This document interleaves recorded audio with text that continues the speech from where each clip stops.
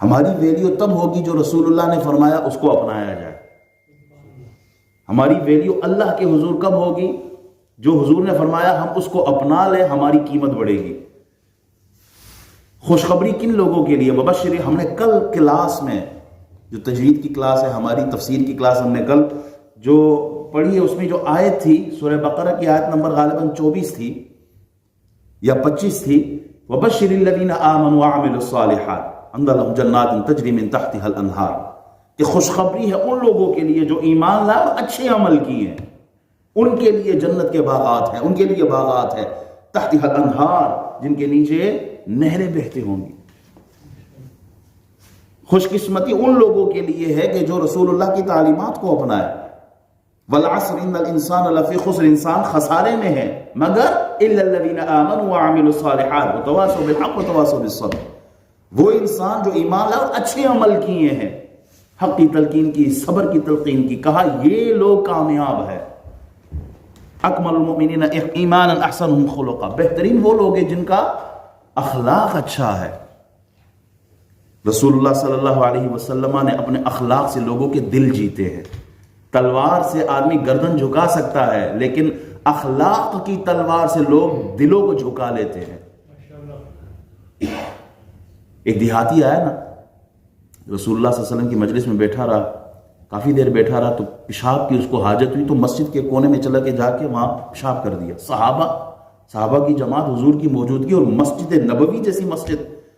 تو صحابہ اٹھے کہ ہم اسے روکے. حضور نے فرمایا بیٹھ جاؤ، نہ روکو اس کو. جب وہ بندہ فارغ ہوا تو نبی اکرم صلی اللہ علیہ وسلم نے ان کو پاس بلایا، بٹھایا، بڑے پیار سے سمجھایا، بہت پیار سے. کوئی تانا نہیں، کوئی نفرت نہیں، کوئی غصہ نہیں، بڑے پیار سے طریقے سے ان کو سمجھایا کہ لوگ یہ مسجد ہے، اللہ کا گھر ہے، اللہ کے گھر میں گندگی نہیں، اللہ کا گھر پاک ہے، پاکیزگی اللہ پسند کرتا ہے، تو یہاں پیشاب نہیں کرنا چاہے. اس کو ایسے انداز میں، اچھے انداز میں سمجھایا. جب وہ وہاں سے جانے لگا نا گھر، تو حضور نے فرمایا ذرا کپڑے بھی تحفے میں دے دیے. جب جانے لگا تو حضور نے سواری بھی تحفے میں دے دی کہ جا یہ سواری بھی لے جاؤ، اس پہ سوار ہو کے جا. وہ حیران ہے کہ یا اللہ، میں نے اتنا برا عمل کیا، مسجد میں پیشاب کیا، مجھے نہیں تھا علم اسلام کی تعلیمات کو، مجھے اس طرح نہیں تھا، نئے نئے مسلمان تھے وہ، لیکن حضور نے مجھے کس طرح ٹریٹ کیا، پیار سے سمجھایا، مجھے کوئی تانا نہیں دیا، کوئی نفرت والی بات، غصے والی بات، ڈانٹ ڈپٹ نہیں، پیار سے اتنی اچھی بات سمجھائی، اور ساتھ میں تحفے بھی دیے، سواری بھی دیے. جب وہ اپنے گاؤں گئے نا تو دور سے ہی، ابھی سواری پہ سوار ہے، اونچی اونچی آواز میں آوازیں دے رہا ہے اپنے لوگوں کو. وہ میں نے ایسے آدمی کو دیکھا ہے کہ میں نے ایسا کام کیا، بدلے میں مجھے انہوں نے کیا دیا، تحفے بھی دیے ہیں، سواریاں بھی دی ہیں، پیار بھی دیا ہے. 300 بندہ اسی بستی سے گئے حضور کے ہاتھ پر، انہوں نے کلمہ پڑھ کے مسلمان ہو گئے. یہ ہے حسن اخلاق جو لوگوں کو دور نہیں کرتا بلکہ لوگوں کو قریب کرتا ہے. اس اخلاق کی ہمیں ضرورت ہے. حضرت عثمان، کعبے کی چابی ان کے پاس تھی. حضور جب ہجرت کرنے لگے تو آپ نے فرمایا عثمان مجھے 2 رکعت نفل پڑھنے، نہیں چابی تمہیں نہیں دوں گا، الیاذ باللہ، سب کو چابی دوں گا لیکن محمد تمہیں نہیں دوں گا. کعبے کی طرف مڑ کے رسول اللہ صلی اللہ علیہ وسلم فرماتے ہیں مکہ تجھے میں چھوڑنا نہیں چاہتا تھا، لیکن تیرے شہر کے جو بسنے والے لوگ ہیں یہ مجھے یہاں رہنے نہیں دیتے. آپ علیہ السلام چلے گئے. عثمان سے کہا تو عثمان ایک دن آئے گا کہ چابی میرے پاس ہوگی. بہرحال مختصر یہ کہ وقت آیا جب رسول اکرم صلی اللہ علیہ وسلم فاتح مکہ بن کے جب تشریف لائے تو اس وقت تو لوگ یہ سوچ رہے تھے کہ آج گردنیں اڑیں گی، آج عورتوں کی عزت محفوظ نہیں ہوگی. جن کو ہم نے زبردستی اس علاقے سے نکالا، جن کو ہم نے ظلم و تشدد جن پر کیا، جن کے کاروبار چھینے، زمینیں چھینی، جن کو قتل کیا ہم نے، آج انہوں نے آ کر بھی اس زمین کو، اس علاقے میں رہنے والوں کو زندہ نہیں چھوڑنا.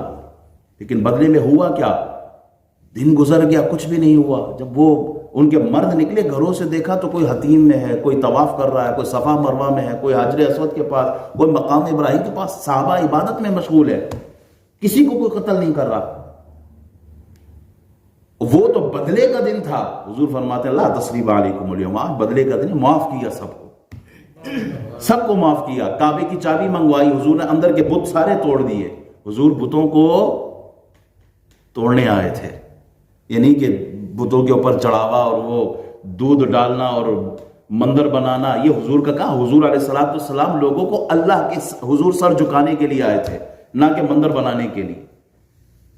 رسول اللہ صلی اللہ علیہ وسلم نے جب بتوں کا صفایا کیا اور اس کے بعد فرمایا عثمان کو بلاؤ۔ اب صحابہ یہ منتظر ہیں، کوئی کہتا ہے کہ یہ مجھے ملے، قریشی ہم ہیں، صحابی ہم ہیں، خدام ہم ہیں، جانے قربان کرنے والے ہم ہیں حضور کی ذات پر، حضور چابی ہمیں دیں گے کعبے کی۔ حضور نے اسی بندے کو بلایا جو کہتا تھا میں سب کو چابی دوں گا، محمد تجھے نہیں دوں گا۔ حضور نے بلایا، فرمایا یاد ہے وہ دن جو ہم نے کہا تھا کہ چابی ہمارے پاس ہوگی؟ ہاں یا رسول اللہ یاد ہے۔ کہا یہ لو چابی تمہارے لیے۔ اب انہوں نے کلمہ نہیں پڑھا تھا، حضور نے انہی کو چابی واپس کر دی۔ یہ تھا وہ اخلاق جس سے دشمنوں کے دل بھی موم ہو گئے، جس سے دشمن بھی قائل تھے۔ کچھ ان کے خلق نے کر لی، کچھ ان کے پیار نے کر لی، مسخر اس طرح دنیا شہ ابرار نے کر لی۔ دلوں پہ حکومت رسول اللہ نے ایسی نہیں کی ہے، اپنے اخلاق کریمہ نہ منوائے ہیں۔ عثمان کہتے ہیں یا رسول اللہ جو میرے دل کا تالا ہے اب اس کو بھی کھول دو کلمہ پڑھا کے، اور پھر کلمہ پڑھ کے مسلمان ہوئے۔ یہ تھا ہمارا اصل اخلاق، اصل اسلام کی تعلیم جس پر ہمیں عمل پیرا ہونا چاہیے تھا۔ آج اس چیز کی بہت کمی ہے، بہت کمی ہے ہمارے اندر۔ اخلاق احباب، اخلاق شرعی اخلاق کا مطالبہ ہے، تجارتی نہیں۔ ہم اخلاق، جب تاجر ہوتا ہے نا آدمی، تاجر ہو تو اپنے گاہک کو اس کے آگے کتنے با اخلاق انداز میں، اچھے انداز میں اس کو ڈیل کرتا ہے۔ ایئر ہوسٹس دیکھیے نا جہاز میں 6 دفعہ نہیں 10 دفعہ بھی آئے گی آپ کے پاس۔ آپ کسی دکان پہ کپڑے والے کے پاس جائے نا، تھان کھلوائے 1000 تھان کھول کے دے گا آپ کو۔ جوتے والے کے پاس جائے 100 جوڑے دکھائے گا آپ کو، اتنے اخلاق سے پیش آئے گا۔ کیا یہی شخص گھر پلٹ کے جاتا ہے تو اتنے ہی اچھے اخلاق کے ساتھ ماں باپ کے ساتھ بھی پیش آتا ہے؟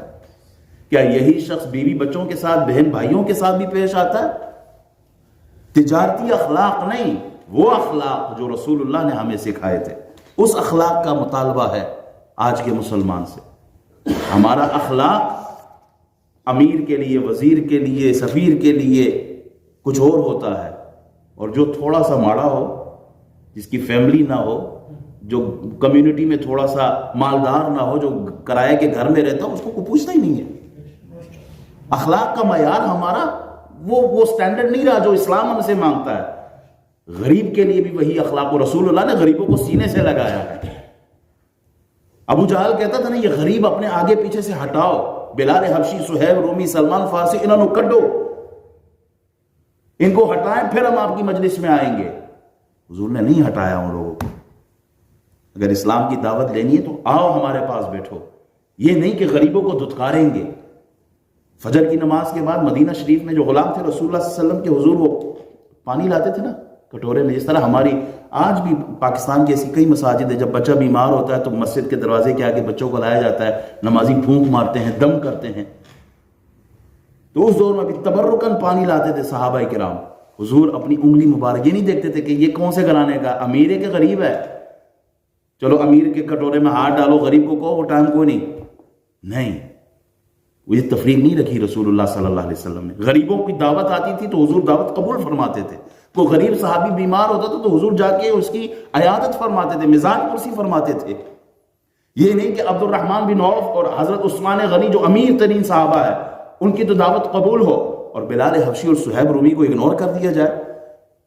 آج ہمارے اندر، ہمارے خاندانوں میں، ہماری کمیونٹی میں، مسلمانوں کے اندر، من حیث القوم میں بات کر رہا ہوں، وہ کہیں پر بھی ہو، ہمارا مزاج ہی بن گیا ہے چودھری صاحب، اس سے میری مراد ذرا جو قوم قبیلے کے حوالے سے، مالداری کے حوالے سے ذرا اونچے درجے کا ہو تو اس سے ملنے کا انداز ہی مختلف ہوتا ہے۔ وہ جب آتا ہے تو ماحول ہی بدل جاتا ہے، اور جب قوم کا کوئی ماڑا سا آدمی آتا ہے تو اس کے لیے مزاج، دین، اسلام سب بدل جاتے ہیں۔ مدینہ شریف میں ایک عورت تھی جس کا دماغی توازن ٹھیک نہیں تھا، mentally she was not right, وہ بیمار تھی، تو نبی اکرم صلی اللہ علیہ وسلم سے کہتی ہے یا رسول اللہ مجھے آپ سے کوئی بات کرنی ہے۔ حضور نے فرمایا مدینے کی جس گلی میں تم کہو گی وہ بات کرنی ہوگی، میں بیٹھ جاؤں گا تمہاری بات سننے کے لیے۔ اور کئی گھنٹے وہ عورت دماغی طور پر ٹھیک نہیں تھی، حضور کو بٹھا لیتی مدینہ شریف کی گلیوں میں۔ حضور نے اس طرح لوگوں کے دل جیتے ہیں۔ آج ہمیں ان اخلاق کو اپنانے کی ضرورت ہے آپس میں ایک دوسرے کے ساتھ تعلق ایسا ہو کہ جب مسلمان ملتا ہے نا آپس میں ہاتھ ملاتے ہیں. حضور علیہ السلام کی سنت مبارک، نبی علیہ السلام جب ہاتھ ملاتے تھے نا تو آپ ہاتھ نہیں چھوڑتے تھے جب تک کہ اگلا بندہ ہاتھ نہ ہٹائے. حضور ہاتھ نہیں ہٹاتے تھے. اور یہی تعلیمات ہمیں دی ہیں. یہ کتابوں میں صرف پڑھنے کے لیے نہیں، اپنانے کے لیے ہے. کتنے دن زندہ رہنا ہے ہم نے، کتنے دن رہنا ہے؟ 10 دن رہنا ہے، 20 دن رہنا ہے، سال رہنا ہے، 10 سال رہنا ہے، 100 سال رہنا ہے، پھر جانا ہے اسی گور میں. وہاں پر انہی کی تعلیمات کے بارے میں سوالات ہوں گے. آج ہمیں ان تعلیمات کو اپنانے کی ضرورت ہے. اللہ تعالی ہمیں سمجھنے کی توفیق عطا فرمائے. وہ حدیث سنا کے فرمایا کہ 2 مومن آدمی جب آپس میں ملتے ہیں، ہاتھ ملاتے ہیں، پیار سے، محبت سے، and just for the sake of Allah، کوئی اور ریزن نہ ہو، ہاتھ چھوڑتے ہیں، اس کے چھوڑنے سے پہلے اللہ ان کے گناہ معاف فرما دیتا ہے. یہ تعلیمات ہمیں اپنانی ہے.